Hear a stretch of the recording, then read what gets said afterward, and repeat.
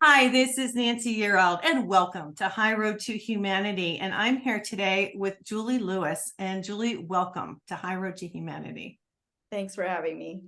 I just changed the name of the show. I should say something to Nancy's Psychic View, because on all the shows I give my intuitive take. And so I think High Road to Humanity was a little confusing to people.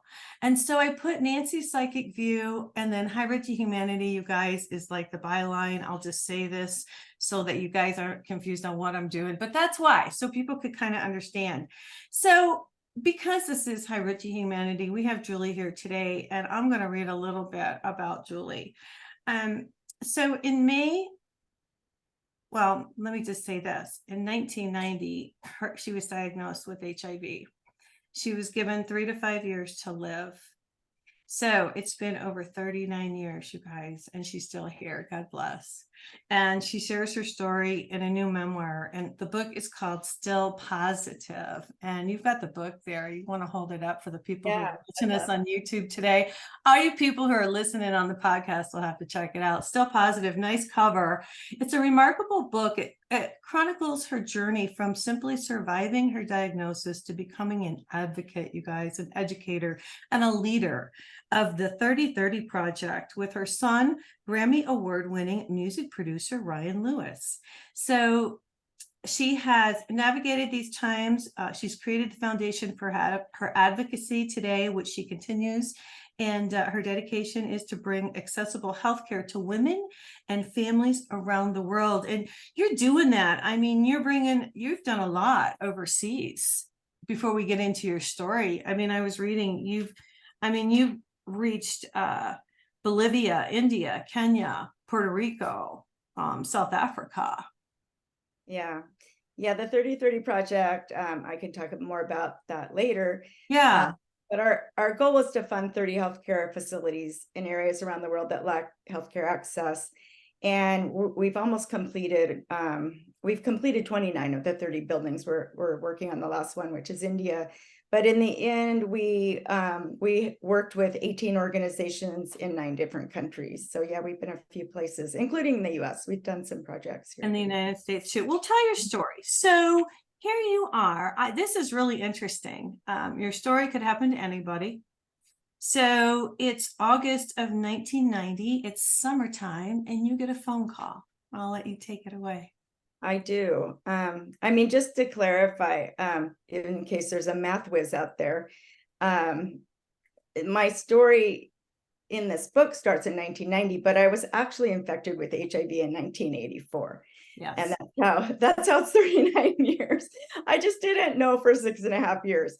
So in 1990, I got a phone call from my doctor who had delivered my oldest child. He was a personal friend, and he said, "You'd better sit down." And then at first I just thought maybe one of our mutual friends died, but it's not going to be good news when a phone call starts like that. And he said, one of the people who donated blood for your blood transfusion when Teresa was born has AIDS, so you need to go get an HIV test. And I mean, in that moment, I had been quite ill for a couple of years with no doctor who could explain why. Like, all my tests that they did would come back normal because no one was doing an HIV test or even checking my T cells in my blood. Like, that just didn't make sense to anyone. Mm-hmm. So even though I put on every form, I had a blood transfusion in 1984. So it should have been on someone's radar. But anyway. Okay. So in that moment, when he said that, I just knew that it was going to be positive, because it just was like the obvious answer to these weird medical things I'd been having.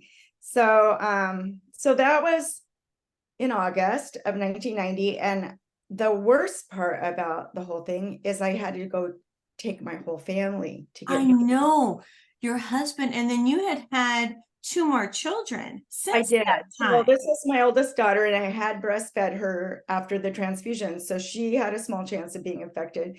And then my other 2 kids were born to an HIV positive mom, and at that point, with no intervention, they had a 25 to 30% chance of being infected. And then Scott and I, we didn't know we had a sexually transmitted disease. And after my third child was born, he had a vasectomy. So poor man, it's like, we had a lot of opportunity for me to infect him, but luckily all those tests came back negative. God bless.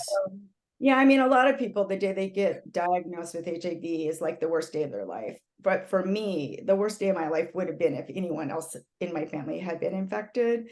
Right. So, I want to stop a second. You know what?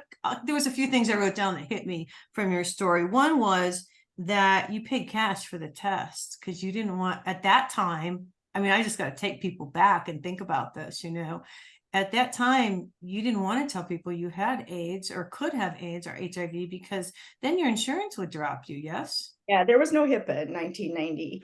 Yeah. And people were very afraid of HIV, and no insurance company wanted to pay it's expensive. Right. So, yeah, so even getting a test, the insurance companies, they know your medical information.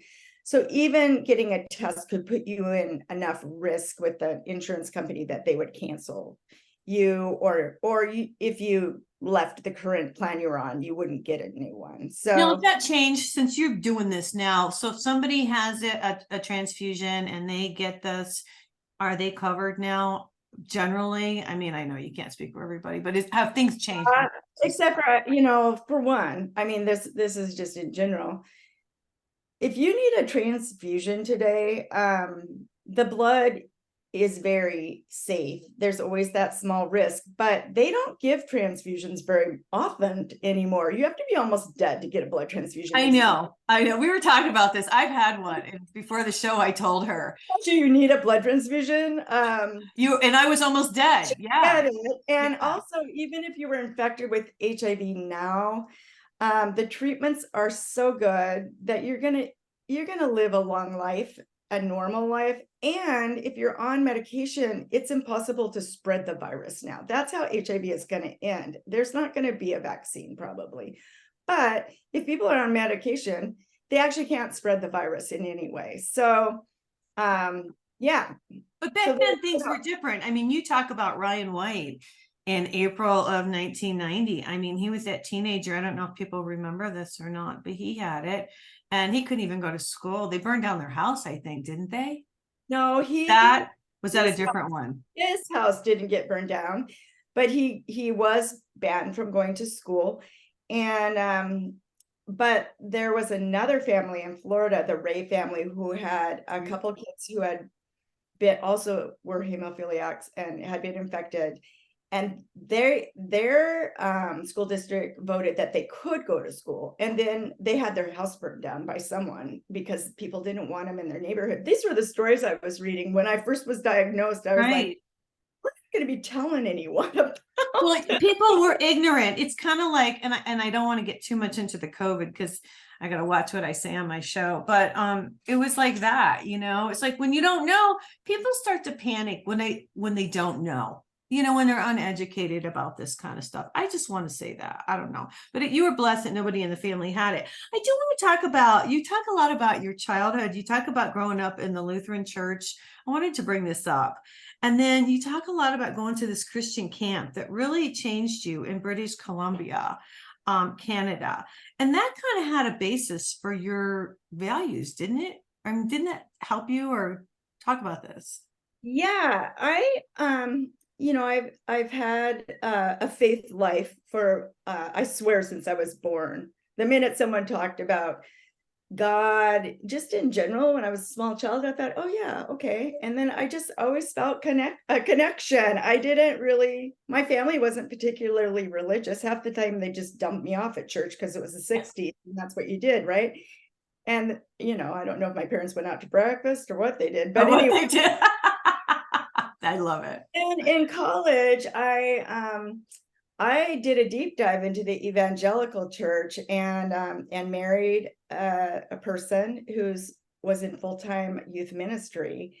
And that was the context that we entered HIV, which was kind of crazy. And just to also set the stage for this, I grew up with a gay brother who I'm very, very close to, Chris. and Chris, and I talk Yeah. about it in the book. Yeah. And when I was diagnosed, he told me that he had been diagnosed 4 years earlier, but I kind of knew he might be infected because so many of his friends had died by 1990. So I lived in this weird world of like really having a lot of gay friends and a brother, and being like married to a person who is in a very conservative job within a very judgmental church at the time about HIV and gay people. So, it was rough.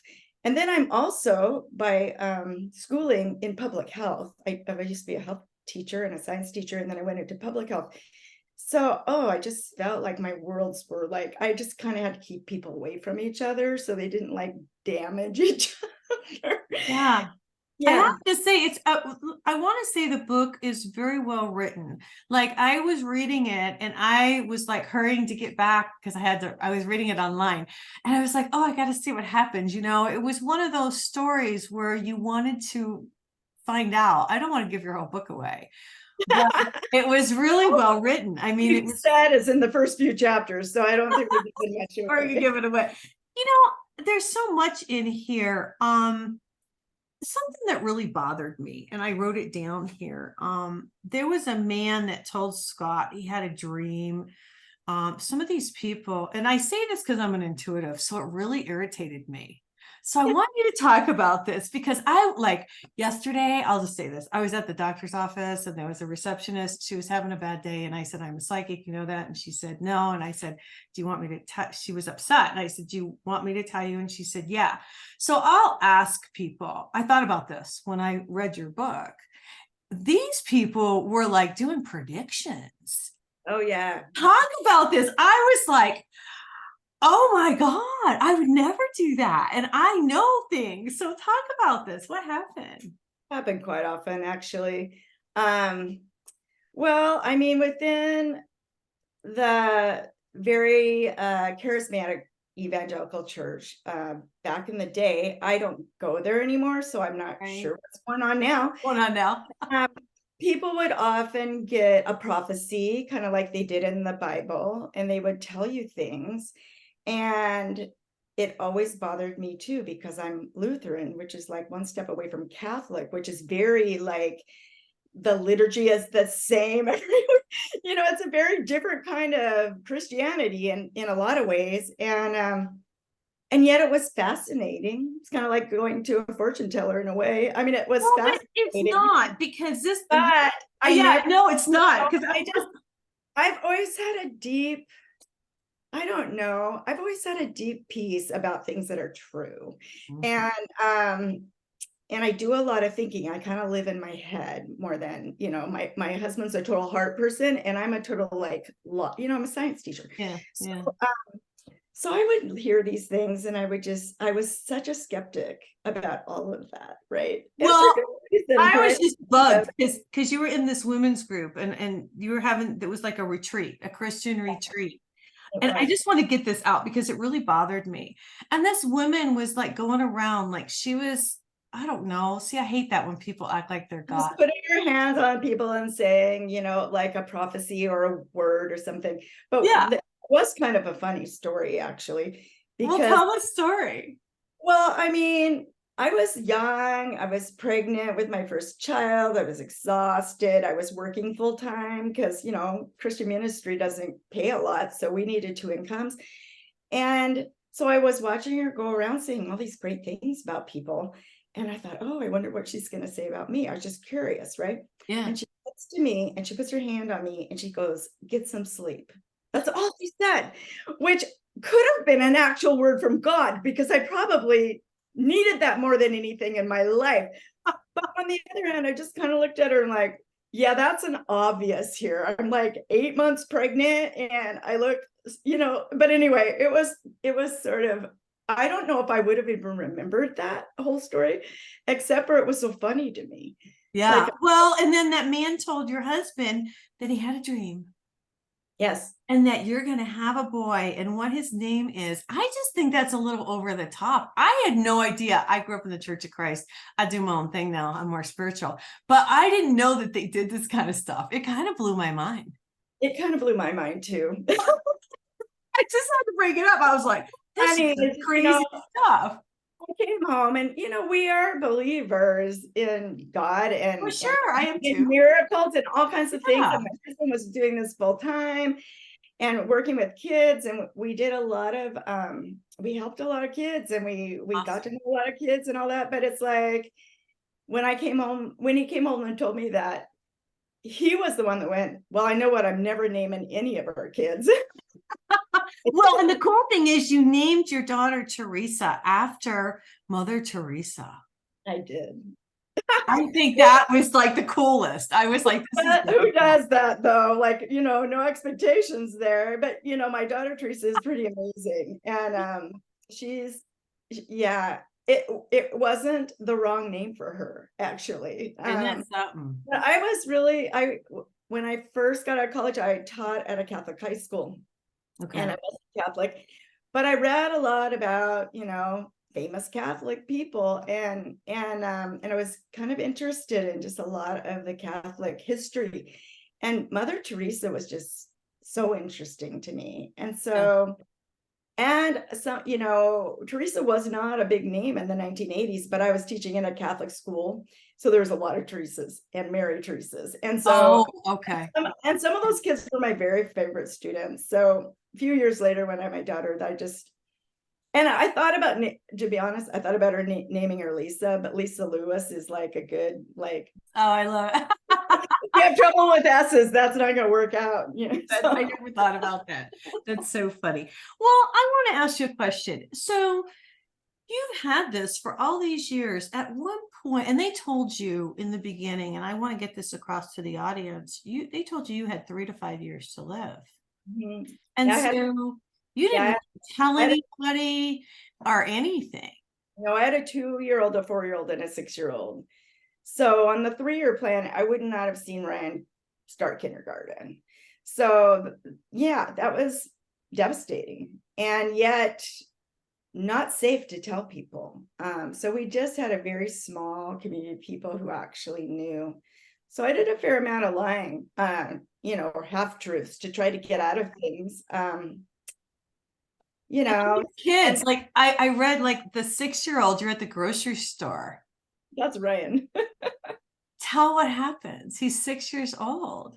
Gosh. Well, first of all, so 4 years into this, so in 1994, my oldest daughter, Teresa, who's very smart and listens a lot to adult conversation, asked me if I could have AIDS. And I told her I could, but I didn't, because I didn't want to tell her. And then I told Scott, we need to tell them. And we thought about just telling her because she was 10 years old. Okay. And had already had some AIDS education in 4th grade. And yet I had just kept a secret for 4 years. And that is really stressful. It takes a lot out of you. And I didn't want her to have to keep a secret from her siblings. But what that means is I was going to tell we were going to tell our 6-year-old Ryan that his mom had this thing. And if you want your private information broadcast to the whole entire world, just tell a 6-year-old. That's true. That's absolutely true. And I told him it was his information to share. I didn't want him to feel like he was in trouble if he shared it. And so, that was that. And so things happened all the time. But one of my favorites was we were at the grocery store at the checkout, and he looked at the checker and he said, "Does she know you have AIDS?" And I was like, "Well, she does now, dear." And the poor checker, she was just dying, like hiding her face, trying to get through it, But that was what it was like. Yeah. It was almost comic relief, actually, after 4 years of like just trying to keep this so buttoned up. It was just out there. Right. And so, we lived in a pretty big town, but it's kind of a small town feel. And so at that point, because I'm an educator, I was able to join a speakers bureau, which is the whole middle section of the book, really, Right. which changed my life. Really, it did. Not speaking, but I've always been an educator. But the relationships from that speakers bureau Really helped you. Yeah, you talk about that in the book a lot. I wanted to ask you, at what point medically did you know that you were going to be okay? Because here we are, all these years later. But at what point did you, or was it like 5 years and you said, okay, I'm still here? Definitely did that. I went into my doctor's office and went, okay, I'm still here. You were wrong. And he didn't even remember saying that to me. And he said, oh, Seriously. yeah. Oh my gosh. He goes, I said that. And I said, yeah. He goes, oh my gosh. But, he also was a cardiologist. He was someone I knew. He was a safe doctor. And I think I just was shocked to him, and he goes, oh my gosh, what doctor would say that? I know, that's what, well, and now here you are. And then he said, I would give you many more years than that now. And so that was encouraging. And yet, even after the better medicines came out and the combination therapies, my friends were still dying, especially the long-term survivors. And I, at that point, was becoming a long-term survivor because, 1984. And so my co-author, Jenny, has been a friend of mine for a very long time. She's my daughter Teresa's college roommate. Okay. And now they're, almost 40. And we've had several jobs together. But when I got to this part in the book, I actually had to ask Jenny because I couldn't actually remember. Like I said, in 2002, when you met me, what was our story? And she said, Teresa still didn't think you would be at her wedding. And that's because my friends were still dying of HIV. And so it was still this, you could be on medicine, but the medicines weren't as good as they are now. And if you already had some kind of failing thing in your body, there was no guarantee those medicines would work. I had one friend who literally had a tooth removed and got an infection and it went to his brain and he died like a week later. So there was these weird one-off things that were happening all the time. And I felt pretty good, but the medicines also made me really sick at that point. They don't anymore. So I don't know when the day was when I finally went, oh, I'm not going to die. But I do remember the day that I stopped thinking about dying. And that was the day that Teresa told me she was pregnant with my first grandchild. Oh, God bless. And so you did go to her wedding. Yeah, I just thought, everything at this point is just icing on the cake. Like I'm still here and I'm going to stop thinking about not being here. The third section of the book is called Too Old to Die Young. And that's about when I just stopped thinking about it at all. I just was taking my medicine and trying to stay healthy. And yeah. And you have. What has been your biggest lesson from this whole thing? I guess I want to ask you, is it to just enjoy life every day? Has it changed you? How is it? How are things different for you? Well, that's a big question. I think there's been phases. This has been a long time. I think there was a time when I was just like, oh my gosh, I'm just going to enjoy every day. But then you keep living and then you have days that you don't enjoy. And life takes. And you're like, this is real. Yes. There are days when I'm just depressed like everyone else or tired or whatever. But I think the biggest thing that it has done for me is created in me this sense that if I am still here, I should be doing something to give back to the world. Like there's 8 billion people in the world now. That's so many people. And so right now, my big thing, other than raising money for healthcare, which I've done for years, is just to point out to this very, I don't know, it just feels like the world has gotten more polarized. and my best message, I do a lot of speaking, is like, there's 8 billion people in the world, people. And so if we can't start embracing our differences, we're not going to get very far here, and it's like, we start by listening to each other and not having to be right all the time. Yeah. And I just feel like, especially in the political landscape we live in right now, if people could just think about the world in a bigger way, and even think about God in a bigger way, like, God, if you believe in God, he's created 8 billion people. Let's just believe that he might communicate to some people different than others, Yeah. and let's just start to be curious about how people are different. Because one thing that I did learn on that speakers bureau, in a lot of big cities like Seattle, the HIV positive people have speakers bureaus or groups, like small groups. And a lot of times they're segregated into a women's group, a long-term survivors group, like all these different groups, right? But in the town where I was living in the 90s, Spokane, we were just big enough to have groups, but small enough that we didn't have subsets. It was just one big group of people with HIV, and we were all very different from each other.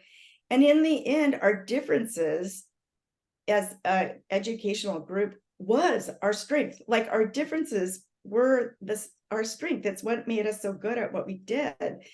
And I just wish the world would start looking. Connecting. It's connecting. Yeah. Yeah. Julie, I tell the audience I get up in the morning. I don't know if you meditate or not. I'm a type A, so I can't sit too long. I'm working on it. But I connect to the divine. I bring in the light. And I believe that, well, actually, I know when you connect and you have a relationship, you can say God, you can say higher power, you can say source, divine, whatever you want to call it. There is an energy. And when you connect with that and that love energy, it does balance you. And you have faith. I can tell by looking at you. You just have and you said it in the beginning of the show. You have faith in a higher power. You always have through this whole thing. And I think, I don't want to speak for you, but it feels like that's what's given you the strength to like do the work that you've done. I mean, look what you've done. My goodness. The accomplishments. I mean, I didn't build 30 healthcare facilities. No, but you had a lot to do with it. Talk about this. Talk about the work. You don't want me to build your building. Like, let me just put that out there first. So the 30/30 project, I'll just give a little update on how that happened and where we're at. So in 2014, my family wanted to do something to celebrate the fact that I had survived 30 years with HIV. And that felt real weird. Like, the word celebrate felt weird to me, because literally, I mean, Joyce, Kara, Cammie, Mary, George, Barry, Craig, I could just keep going of the people I knew who died of AIDS. And it just felt weird. Like, how do I celebrate, surviving? Yeah. So I said to my family, I said, if we could think of a way to do sort of a pay it forward kind of project that did something good for someone else in honor of these friends of ours who died, that would feel okay to me. And so at that time, I was working for a nonprofit called Construction for Change. I'd been there 3 years, and they build critical infrastructure around the world for organizations working in areas of extreme poverty. And so, so I knew a lot about that. So my big idea was to build one healthcare facility somewhere around the world in an area that lacked healthcare access, and raise the money for that, our family. And then Ryan, who in 2014 was like at the height of Macklemore and Ryan Lewis and getting Grammys, and he was 25 years old and thought we could do anything. I love it. Said to me, Mom, we can't just build one. You've lived 30 years. We need to build 30. I mean, that is so many more than one. I just looked at him like, oh, what are you talking about? But somehow he talked me into this. So that was the beginning of the 30/30 project. It was launched in April 2014 with the Indiegogo campaign, and he made a compelling video. and the goal to raise money to build these 30 healthcare facilities with Construction for Change. We were our own nonprofit. We were a initiative under Construction for Change. And oh man, it was a lot of work. But we also kind of created this movement and this group of people, a lot of people who really believed in this idea that healthcare spaces could create healthcare access. And eventually we hired a person doing measurement and evaluation, and we started to measure the impact of the buildings we were building, and the impact was huge. Wow. And so we actually completed the funding in 5 years. That's in amazing. 2019, thank goodness, because COVID was a horrible time to raise money. And so despite a couple COVID delays, we have just completed our 29th building, and our last one in India is hopefully going to be done next year. So that it'll be a 10-year turnaround between when we launch 3030 and when it'll be completed.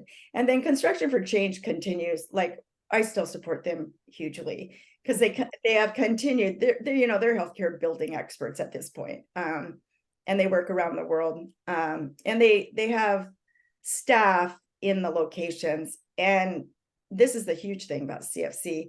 Right. 70% of their project managers are women. Oh, nice. In an industry here in U.S. where 9% of project managers are women. So I really love supporting them. I like that. I like that. I want to, before we get out of here today too, I want to talk about your book a little bit. Still Positive. It came out, I believe, in May. Is that right? May Yeah, 23rd. Have you gotten some good feedback? Hold it up again. I mean, yes. Let's let the audience see it. Well, we have, I think, on Amazon, I think we have 35. Well, we have 33 5-star reviews and 2 4-star reviews. So, oh my gosh, well, it's a good one. And the proceeds go to all the proceeds we created. Since 3030 project was done with their funding, I still wanted to give. I know a lot of organizations, some smaller, who are doing great work in healthcare access and equity. I got a new kitten. Sorry. Oh, I love your cat. So anyway, I've never wanted to make money off of my friends' stories. There's a lot of friends' stories in this book. So Jenny Koenig and I decided we would donate all of our net proceeds to healthcare organizations working on healthcare equity and access, both in the U.S. and abroad. So, so we created the 3030 Project Legacy Fund, and all of our book proceeds go into that fund. And then we make donations out of that. So that's wonderful. So I tell people, even if you don't love the book, all the money you're spending is going to a good cause. It's going to a good cause. I have a quick question before we get out of here today. Just something that I thought of. The people, I know that, and I don't know everything about HIV, but I can remember learning or hearing that a lot of this originated in South Africa. How is it over there? Is it still a big deal? Do a lot of people still have it? Is it come down? Has the medication helped? I mean, what's the situation, I guess, is what I want to ask. I mean, I believe, that South Africa still has the highest incidence of HIV, but I'm not sure if they have the highest incidence per capita. They have the most numbers. There's places like Malawi where 1 in 10 people are HIV positive, but it all comes down to healthcare, medication access. Yeah. And there is access in some countries. The more rural you get in many countries, the less education, the less access to healthcare in general. Yeah, so I think I can't make a blanket statement. I was surprised. We worked in Togo a lot. Construction for Change has built 19 buildings in Togo for healthcare. And so Togo, when I first got applications from Togo, I literally didn't know where it was. And I'm like, where in the world is Togo? And it's in West Africa. So so I went there, and it is just if you go to Kenya or different places, you see a lot of healthcare organizations. In Togo, it was the Peace Corps or the government. There wasn't hardly It was anyone nothing. there. And then there was this one organization, Integrate Health, who was working with the government, and that's who we've been building for. But I met with a whole room full of HIV positive people, probably 200 people. Oh. And they said, and this is probably 5 years ago, they said they were very huge advocates. They're very intelligent. They had a lot of education. The problem was their shipments of medications were spotty. They might get them and they might not get them. And the worst thing that can happen for someone with HIV is to not stay on their medicine, because your body can become resistant to that medicine. So it's almost worse to get it, randomly than to, you want to get it, but not getting it all. At least you're not building up resistance to that whole class of drugs. So there's just these problems around the world of access. And it's not that You wouldn't think that today, you wouldn't think it would be that way. I just, it shouldn't it shouldn't be. Yeah. Enough money. Like it's not like, yeah, I could go. It's like the world's not even. It's not fair. It's not the way it should be. I mean, even in Seattle, when I look at like people who can't get things, whether it's healthcare or school or education, and then I look at Lake Union down here with thousands of yachts that are people's play toys, because we have the richest people in the world living here. And it's like, yeah, there's money, people. Like, we just need to be more generous and and do what you can individually. You don't have to build 30 healthcare facilities, but there's something you can do. Yeah. Be kind. Oh, exactly. That's my biggest thing right now. There, and then be generous, Yes. Julie, I'm so glad you came on today. You guys, the book is called Still Positive, 39 years. She's an AIDS survivor. I have to give you credit. Thanks for writing this, putting this together, and all the work you've done and coming on the show today. Well, thanks for having me, Nancy. It's been fun. Yeah, I really appreciate it. All right, you guys, I'm going to get out of here for today. If you want an angel reading, or if you want me to speak, I've been speaking lately, you can go to my website, nancyyearout.com, and book your date and time. Thanks again, Julie. Everyone, take care. Have a fabulous week, and God bless.